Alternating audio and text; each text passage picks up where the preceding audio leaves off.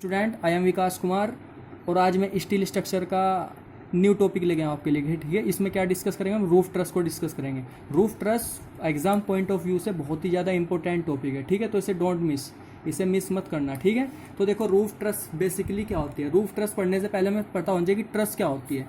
Truss क्या होती है? ये एक ट्रायंगुलर नेटवर्क होता है। ट्रस क्या होती है? एक ट्रायंगुलर नेटवर्क होता है of compression and tension member. ठीक है, हम क्या कह सकते हैं, जो ट्रस क्या आती है एक ट्रायंगल की फॉर्म में होता है, जो इसमें जो मेंबर होते हैं ये क्या हो गए? मेंबर हो गए। मेंबर किस में होते हैं? टेंशन और कंप्रेशन वाले मेंबर होते हैं। ठीक है, अब देखो हम टेंशन और कंप्रेशन कैसे पता करते हैं। जैसे मैंने क्या किया, ऊपर से लोड लगाया, ये क्या लगा दिया? ऊपर से लोड लगा दिया। तो जब ऊपर से लोड लगेगा, जब ऊपर से लोड लगेगा तो जो ये हॉरिजॉन्टल मेंबर है क्या करेगा? नीचे इधर की ओर एक्सपेंड नहीं करेगा। ये जो मेंबर है क्या करेगा? इधर की ओर एक्सपेंड करेगा।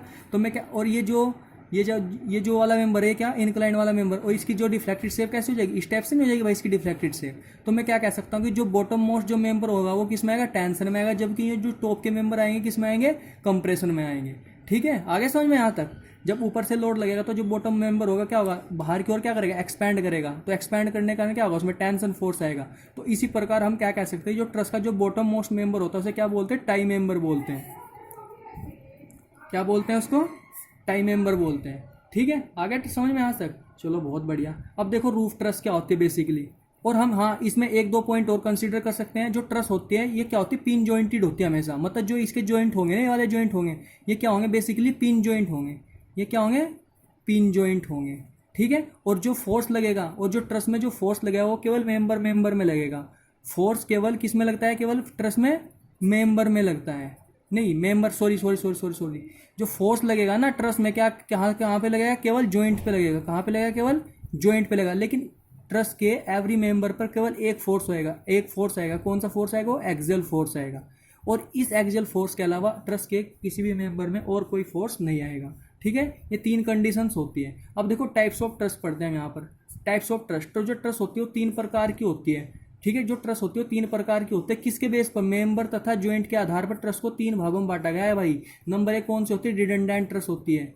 रिडंडेंट ट्रस होती है। दूसरी क्या होती है? डेफिशिएंट ट्रस होती है।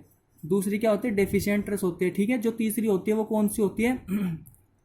पहली क्या होगी? रिडंडेंट ट्रस होगी। दूसरी क्या होगी? डेफिशिएंट। तीसरी क्या होती है? परफेक्ट ट्रस होती है।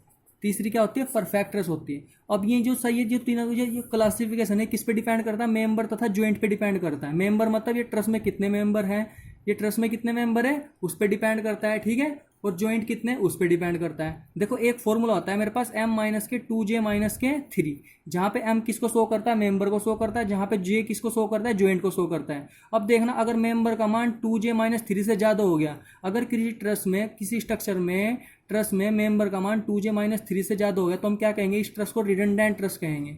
ये आपके एसएससी जेईई के पेपर में बहुत बार पूछ रखा है क्वेश्चन। इसे क्या कहेंगे? रिडंडेंट ट्रस कहेंगे। लेकिन अगर मेंबर का मान 2j माइनस 3 के क्या होगा? बिल्कुल इक्वल होगा, तो इसे क्या कहेंगे? परफेक्ट ट्रस कहेंगे हम। इसे क्या कहेंगे? परफेक्ट ट्रस कहेंगे। लेकिन अगर मेंबर का मान किसी स्ट्रक्चर में क्या हो गया? 2j माइनस 3 से क्या हो गया? कम हो गया, तो इसे क्या बोलेंगे? डेफिशिएंट ट्रस बोलेंगे इसको। इसको क्या बोलेंगे हम? डेफिशिएंट ट्रस बोलेंगे। अब देखो मैं एक एग्जांपल लेता हूँ आपके हिसाब से। जैसे पहले वाला एग्जांपल ले लिया, देखो इसमें मेंबर का मान कितने? एक मेंबर, दो मेंबर, तीन मेंबर। तो मेंबर के मान कितने इसमें? तीन। लेकिन ज्वाइंट कितने इसमें? एक ज्वाइंट, दो ज्वाइंट, तीन ज्वाइंट, तीन ज्वाइंट हो गए। तो m 2 इंटू जे का मान 3 माइनस के 3, तो m बराबर 3 दूनी 6 माइनस के 3, तो m बराबर कितना आ गया भाई? यहाँ पर 3 आ गया। लेकिन मेंबर का मान कितना था मेरे पास? दो मेंबर थे ना मेरे पास। कितने मेंबर थे? दो मेंबर। तो मेंबर क्या हो गए? दो कम हो गए किससे? 3 से। तो मैं क्या कह सकता हूँ? ये वाली ट्रस कौन सी ट्रस होगी मेरे पास? डेफिशिएंट ट्रस होगी। कौन सी ट्रस होगी? डेफिशिएंट ट्रस को होगी। और इसे हम क्या कह सकते हैं? अनस्टेबल ट्रस भी बोलते हैं भाई डेफिशिएंट ट्रस को। डेफिशिएंट ट्रस को क्या बोलते हैं? अनस्टेबल ट्रस बोलते हैं। जबकि ये परफेक्ट ट्रस होती है मेरे पास। ये परफेक्ट ट्रस कौन सी होती है? स्टेबल ट्रस होती है। ठीक है, और जो रिडंडेंट ट्रस होगी, जैसे यहाँ पे m का मान 2j माइनस 3 से ज़्यादा हो गया, तो हमने क्या कैसे रिडंडेंट ट्रस बोल दिया। लेकिन रिडंडेंट किस सेंस में बोलेंगे? रिडंडेंट की एक्सटर्नल इनडिटर्मिनेसी बोलेंगे, इंटरनल डिटर्मिनेसी बोलेंगे। तो ध्यान रखना भाई, जब इस फॉर्मूले से हम रिडंडेंसी निकालते हैं किसी ट्रस की, तो जो यहाँ पे डीएसआई आएगी वो किसकी फॉर्म में आएगी? इंटरनल डीएसआई आएगी। इंटरनल डीएसआई का मतलब क्या होता है? Degree of static indeterminacy. Degree of static indeterminacy क्या होती है? कि वे स्ट्रक्चर जो तीन इक्विलिब्रियम कंडीशन से सोल्व नहीं हो पाती है, उन ऐसी स्ट्रक्चर को क्या बोलते हैं? इनडिटर्मिनेट स्ट्रक्चर बोलते हैं हम। ठीक है, आगे समझ में यहाँ तक? चलो बढ़िया। तो हमने ट्रस पढ़ ली, ठीक है। ट्रस के बाद हमारा कौन सा टॉपिक आ गया, इंडस्ट्रियल ट्रस हो गया, ठीक है। इंडस्ट्रियल जो रूफ ट्रस होती है, बेसिकली रूफ ट्रस कहाँ यूज होती है, इंडस्ट्रियल बिल्डिंग में यूज होती है, या रेलवे स्टेशन पे देखा होगा, वहाँ पे क्या होती है, तिरपाल लगी होती है, ऊपर छत होती है, ठीक है, उसमें भी क्या होते हैं, ट्रस यूज होती है। तो उन ट्रस को क्या बोलते हैं, रूफ ट्रस बोलते हैं हम, ठीक है। उन ट्रस को क्या बोलते हैं, रूफ ट्रस। अब देखो मेरे पास एक छोटा सा व्यू है आपको दिखाने के लिए, यहाँ पे देख सकते हैं हम, ये क्या होती है हमारे पास, इंडस्ट्रियल ट्रस है। ये कौन सी ट्रस है, इंडस्ट्रियल ट्रस। अब देखो ये जो इंडस्ट्रियल स्ट्रक्चर बोल सकते हैं हम, ट्रस नहीं बोल सकते, इंडस्ट्रियल स्ट्रक्चर बोलते हैं। देखो ये वाली जो, ये क्या होगी, ये पहली ट्रस हो गई, ये कौन सी होगी, दूसरी ट्रस होगी, कौन सी होगी, तीसरी ट्रस होगी, कौन सी ट्रस होगी, चौथी ट्रस होगी, कौन सी होगी, पांचवी ट्रस होगी, कौन सी होगी, छठी ट्रस, कौन सी होगी, सातवीं ट्रस, ठीक है। अब देखो ये ट्रस है ना, ये जो ट्रस है, ये ट्रस का जो ये इंक्लाइंड मेंबर है, ये ट्रस का जो इंक्लाइंड मेंबर है, ये क्या है, इंक्लाइंड मेंबर। इस मेंबर को क्या बोलते हैं भाई हम यहाँ पर, प्रिंसिपल राफ्टर बोलते हैं। इस मेंबर को क्या बोलते हैं, प्रिंसिपल राफ्टर बोलते हैं। इस प्रिंसिपल राफ्टर का क्या यूज होता है, परलिन्स को सपोर्ट करने का।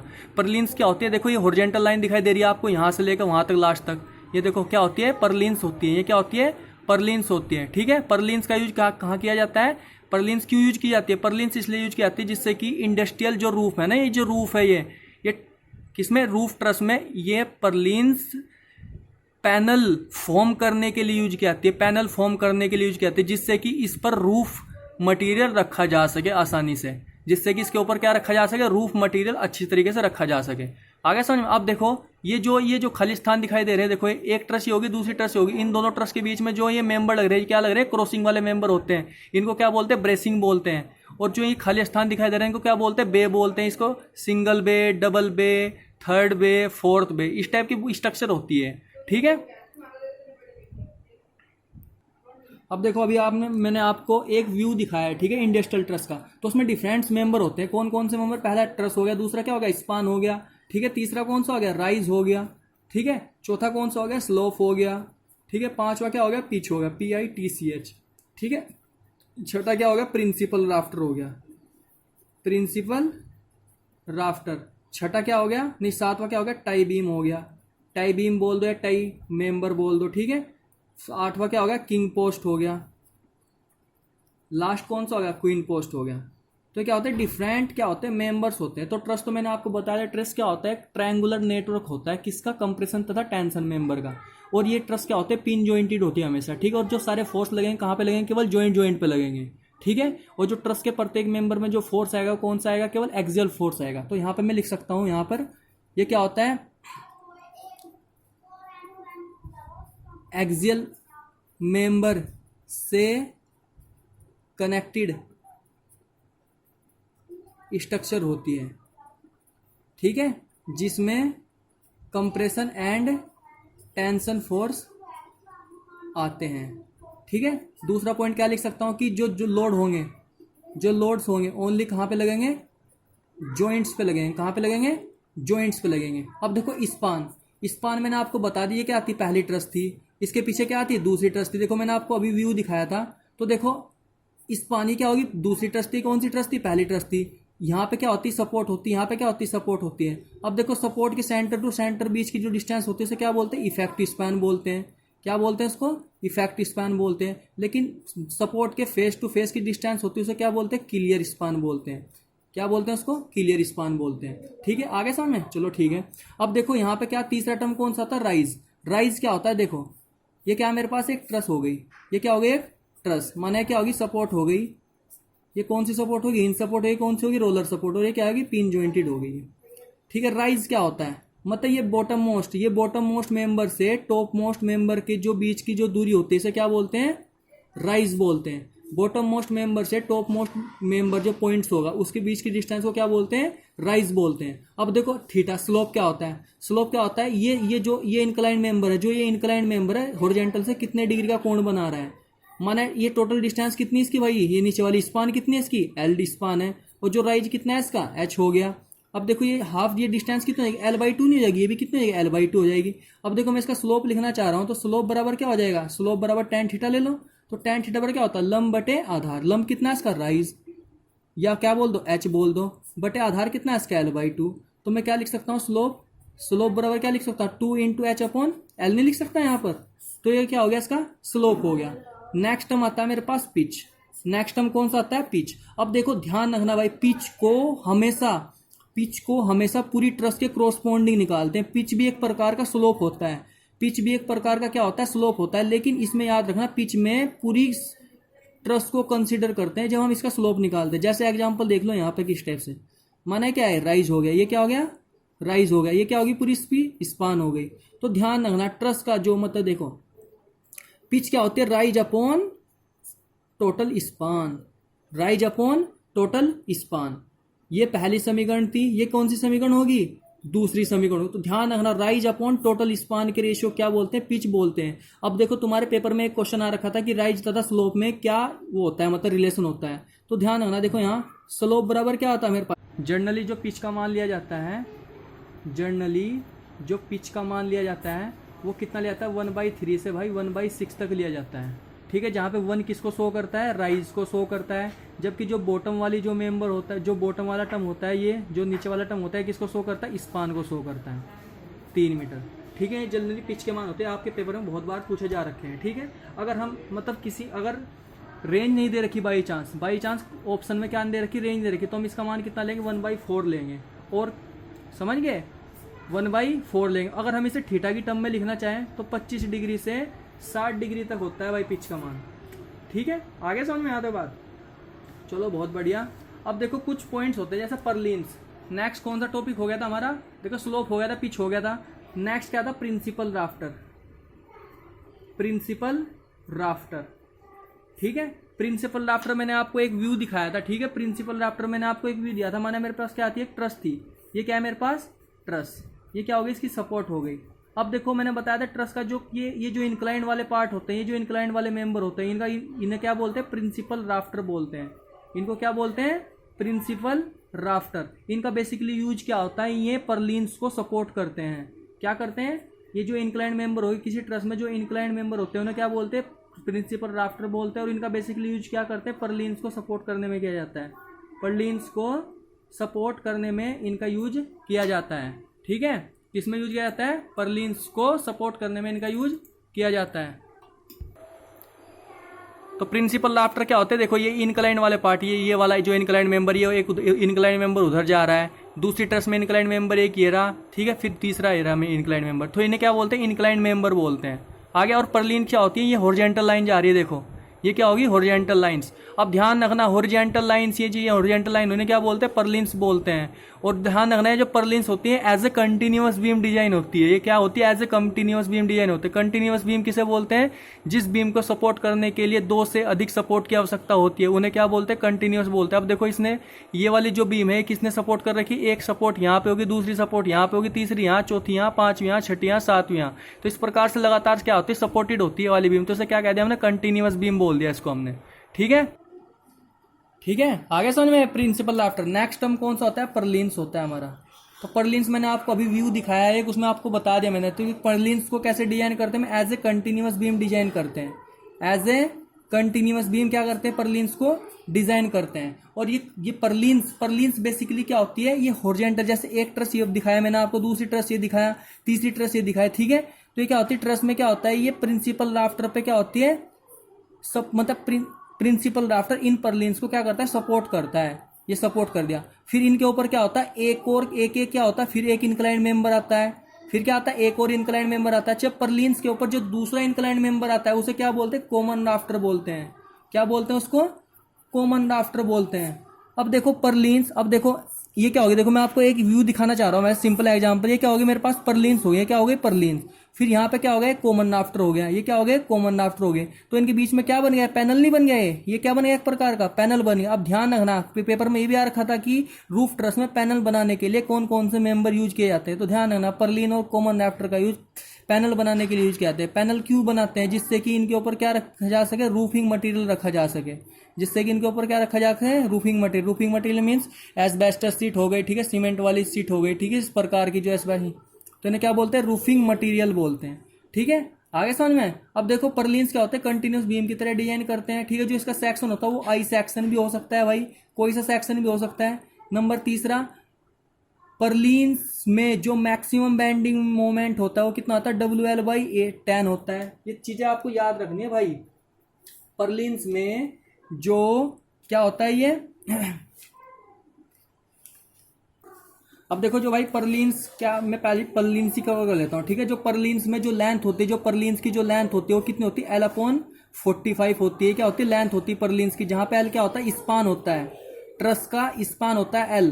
तो कोई पूछ लेगा बता परलिन्स की लेंथ कितनी होती है, तो ध्यान रखना स्पान बटे 45। अगर कोई पूछ लेगा परलिन्स की जो चौड़ाई होती है वो कितनी होती है, L/60 होता है, ठीक है। अगर कोई पूछ लेगा बताओ परलिन्स में जो परमिसिबल डिफ्लेक्शन होता है वो कितना होता है, इसका मान ध्यान रखना L/200 होता है, ठीक है। कोई पूछने लगे बताओ भाई एक परलिन्स जिसकी लेंथ कितनी है, इतनी है, तो उसका जो वेट होता है वो कितना होता है, ये चीजें आपको याद रखनी है भाइयों, ठीक है। उसका जो वेट होता है वो कितना होता है, तो ध्यान रखना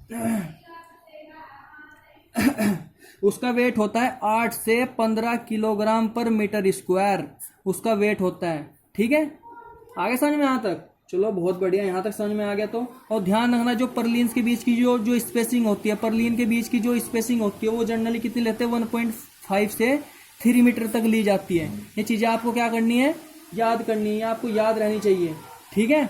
अब देखो मैं आपको कुछ एक चीज़ दिखाना चाहता हूँ यहाँ पर, आगे यहाँ तक समझ में, चलो बहुत बढ़िया। परलिन्स समझ में आ गया भाई, हमारी कॉमन राफ्टर समझ में आया। कॉमन राफ्टर क्या होते हैं, जो परलिन्स के ऊपर होते हैं, ठीक है, उन्हें क्या बोलते हैं, कॉमन राफ्टर बोलते हैं। नेक्स्ट कौन सा हो गया, टाई बीम हो गई। टाई बीम क्या होती है, टाई बीम मैं आपको स्टार्टिंग में बता चुका था। ये जैसे क्या मेरे पास एक क्या है, ट्रस है, ट्रस के ऊपर जब मैं ऊपर से लोड लगाता हूँ तो क्या होगा, ये जो नीचे वाला मेंबर है क्या होगा, बाहर की ओर क्या होगा, एक्सपैंड होगा, जबकि ये वाले जो मेंबर है क्या होगा, थोड़े कंप्रेस होंगे, ठीक है। तो ट्रस का वो मेंबर जिसमें टेंशन आ रहा हो, ट्रस का वो मेंबर जिसमें क्या आ रहा हो, टेंशन आ रहा हो, तो इस प्रकार के मेंबर को क्या बोलते हैं, टाई मेंबर बोलते हैं। क्या बोलते हैं उसको, टाई मेंबर होते हैं। आगे समझ में, चलो बहुत बढ़िया। नेक्स्ट देखो किंग पोस्ट, नेक्स्ट क्या होता है, किंग पोस्ट। अब देखो मेरे पास ये क्या है, ट्रस, ये क्या हो गई, सपोर्ट, हिंज सपोर्ट, ये क्या हो गई, रोलर सपोर्ट। ध्यान रखना भाई किंग पोस्ट क्या होती है, ये वाला जो वर्टिकल मेंबर होता है, ये मीड में जो वर्टिकल मेंबर होता है इसे क्या बोलते हैं, किंग पोस्ट होता है। नेक्स्ट कौन सा पोस्ट होता है, क्वीन पोस्ट होता है। ध्यान रखना भाई, देखो जब ये एक मेंबर यहां से चले जाता है, एक मेंबर ये चले जाता है, तो एक मेंबर ये वाला भी तो होता है, यहाँ पर एक मेंबर ये वाला होता है, तो जो ये वाले मेंबर होते हैं, जो वो दोनों वर्टिकल मेंबर होते हैं, क्या बोलते हैं, क्वीन पोस्ट बोलते हैं हम इनको, क्या बोलते हैं, ट्रस। देखो स्ट्रट, नेक्स्ट क्या आ गया, स्ट्रट। जो ट्रस में जो कंप्रेशन मेंबर होता है, ट्रस में जो कंप्रेशन मेंबर होता है उसे क्या बोलते हैं, स्ट्रट बोलते हैं। ट्रस में जो कंप्रेशन मेंबर होता है उसे क्या बोलते हैं, स्ट्रट बोलते हैं। नेक्स्ट कौन सा टॉपिक होगा हमारा, रिज। रिज क्या होता है, देखो यहाँ पे ये क्या होगी, मेरे पास ट्रस हो गई है, ये क्या हो गई, एक ट्रस हो गई। जो यहाँ पे जो मेंबर होता है, जो ये वाला मेंबर होता है, जो इसके टॉप पे लगा होता है उसे क्या बोलते हैं, रिज बोलते हैं, ठीक है, उसको क्या बोलते हैं, रिज बोलते हैं। देखो मैं आपको एक व्यू दिखाता हूँ यहाँ पर, एक व्यू, ये व्यू कौन सा होगा, देखो भाई ये जो वाला मेंबर होगा, जो ये वाला मेंबर होगा, ठीक है, जो टॉप पे लग रखा है, बिल्कुल ये वाला टॉप पे लग रखा है, इसे क्या बोलते हैं, रिज बोलते हैं। अब एक चीज याद रखो, जो रिज लाइन होती है, रिज लाइन क्या होती है, रिज के जो ये क्या आती है, मतलब जो ट्रस, एक ट्रस ही होगी, दूसरी ट्रस होगी, तीसरी ट्रस होगी, चौथी ट्रस ही होगी, मतलब प्रत्येक ट्रस के टॉप मोस्ट पॉइंट को मिलाने वाली जो लाइन होगी, प्रत्येक ट्रस के टॉप मोस्ट पॉइंट को मिलाने वाली लाइन होगी, उसे क्या बोलते हैं, रिज लाइन बोलते हैं हम। क्या बोलते हैं, रिज लाइन बोलते हैं। अब एक चीज याद रखना भाई, इसमें एक चीज याद रखना, क्या याद रखोगे कि जब ये पेपर बहुत बार एई और जेई के पेपर में हर बार आता है क्वेश्चन, कि जब लोड इस रिज लाइन के पैरेलल लगते हैं, जब लोड इस रिज लाइन के पैरेलल लगते हैं, मतलब कहाँ पे लगते हैं, यहाँ पे लगते हैं, ये बीच में खाली स्थान है, ये होगा, यहाँ पे लगते हैं, यहाँ पे लगते हैं, यहाँ पे लगते हैं, यहाँ पे लगते हैं। तो इन लोड को कौन रजिस्ट करता है, तो ध्यान रखना है, जो ये ब्रेसिंग लगा रखी है मैंने, ये जो ब्रेसिंग लगा रखी है, इन ब्रेसिंग कौन से लोड को रजिस्ट करती है, जो रिज लाइन के पैरेलल जो लगने वाले फोर्सों को क्या करती है, ब्रेसिंग रजिस्ट करती है। और ध्यान रखना ब्रेसिंग को हमेशा एंड पे ही लगाते हैं, क्योंकि एंड पर जब हम लगाते हैं ब्रेसिंग को ज्यादा इफेक्टिव होती है लोड रजिस्ट करने के मामले में, मतलब केस में। आगे समझ में आता है। तो देखो भाई मैं आपको बता चुका रिज क्या होती है, रिज लाइन क्या होती है, और ब्रेसिंग भी मैं आपको बता चुका, ठीक है। तो नेक्स्ट टॉपिक हमारा कौन सा है इसमें, अब हाँ मैं ब्रेसिंग का एक फंक्शन लिखवा देता हूँ आपको। ब्रेसिंग क्या होती है, जब लोड रिज लाइन के पैरेलल लगता है, रिज लाइन के पैरेलल लगता है, तब वो लोड ब्रेसिंग के द्वारा रजिस्ट होता है। वो लोड किसके द्वारा रजिस्ट होता है, ब्रेसिंग के द्वारा रजिस्ट होता है। और ब्रेसिंग को एंड पर लगाया जाता है। क्यों लगा के रखते हैं, क्योंकि एंड पर ब्रेसिंग ज़्यादा इफेक्टिव होती है। ये चीज़ आपको याद रखनी है। अब देखो नेक्स्ट टॉपिक कौन सा होगा हमारा, economical spacing of steel truss. Economical spacing, economic spacing मतलब स्टील ट्रस की मतलब जैसे मैंने आपको बताया था, एक ट्रस ये हो गई, दूसरी ट्रस क्या हो गई इसके बीच में हो गई, तीसरी ट्रस क्या हो गई उसके और बीच में हो गई, तो उसको क्या बोलते हैं, इकोनॉमिकल स्पेसिंग बोलते हैं। ठीक है, दो ट्रस के बीच की जो बीच की डिस्टेंस होती है उसको क्या बोलते हैं, स्पेसिंग बोलते हैं भाई। हम दो ट्रस के बीच की जो डिस्टेंस होती है क्या बोलते हैं, स्पेसिंग बोलते हैं। अब ध्यान रखना, जो इकोनॉमिकल स्पेसिंग है वो किस पे डिपेंड करती है, वो 3 फैक्टर पे डिपेंड करती है। नंबर 1 क्या आता है, कॉस्ट ऑफ ट्रस पे डिपेंड करती है भाई, कॉस्ट ऑफ पर्लिन्स पे भी डिपेंड करती है, और cost of roof covering material पे भी डिपेंड करती है। तो ध्यान रखना, देखो टी क्या हो गई ये इकोनॉमिक, देखो T directly proportional to 1/s, T directly proportional to s, जहां पे टी क्या होता है, cost of truss. Cost of truss अगर ज्यादा बढ़ेगी, मतलब ट्रस देखो, एक ट्रस होगी, दो ट्रस लगाओगे वो 100 रुपए की, मान लो जब 3 ट्रस लगा क्या होंगे 300 रुपए की। तो जैसे मैं क्या कह रहा हूं, जैसे ट्रस बढ़ रही है तो भाई उन दोनों के बीच की स्पेसिंग भी तो क्या हो रही है। देखो भाई यहां देखो, मेरी बात सुनो, ट्रस नंबर ऑफ ट्रस क्या हो रही है मेरे पास, बढ़ रही है, वहां पर नंबर ऑफ ट्रस क्या हो रही है, बढ़ रही है, तो उनके बीच की जो स्पेसिंग है वो भी तो क्या होगी, कम नहीं होगी क्या भाई वहां पर। तो मैं क्या कह सकता हूँ, जो truss directly proportional to 1 spacing, पहला हो गया। दूसरा, जो ट्रस जो परलीन्स होती है, परलीन्स की जो स्पेसिंग होती है, परलीन्स जो डायरेक्टली प्रोपोर्शनल होती है किसके, स्पेसिंग के स्क्वायर रूट के, मतलब स्क्वायर के डायरेक्टली प्रोपोर्शनल होती है। ठीक है, ये चीज आपको याद रखनी है, क्योंकि कोड द्वारा लिख रहा हूँ भाई, मैं आपको लिख रहा हूँ। ठीक है, जबकि आर क्या होता है, रूफ कवरिंग मटेरियल होता है, रूफ कवरिंग मटेरियल भी डायरेक्टली प्रोपोर्शनल होता है किसके, स्पेसिंग के। ठीक है, अब देखो यहाँ पे, तो यहाँ पे आई यहाँ तक कंडीशन। अब जब हम इनका क्या करेंगे, डिफ्रेंशिएट करेंगे। ठीक है, डिफ्रेंशिएट करेंगे तो यहाँ पे जो टी के बराबर कितना आ जाएगा, यहाँ पर 2p प्लस आर आ जाएगा। ये टी का मान बराबर कितना आएगा, 2p प्लस के आर क्या जाएगा। तो मतलब हम क्या कह सकते हैं, जब टी का मान कितना होगा, 2p प्लस आर होगा, तो जो ट्रस के बीच की जो स्पेसिंग होगी ना, वो क्या होगी, इकोनॉमिकल होगी, वो क्या होगी, इकोनॉमिकल होगी। ठीक है, तो ओके गाइज, थैंक यू। अगर आपको लेक्चर अच्छा लगा तो लाइक कीजिए, सब्सक्राइब कीजिए, और जो इसका जो आगे वाला पार्ट है, जैसे टाइप डिफरेंट प्रकार के लोडिंग आती है, ठीक है, ट्रस्ट पे, वो मैं आपको बाद में बताऊंगा, ठीक है, अगले लेक्चर में। Okay, thank you.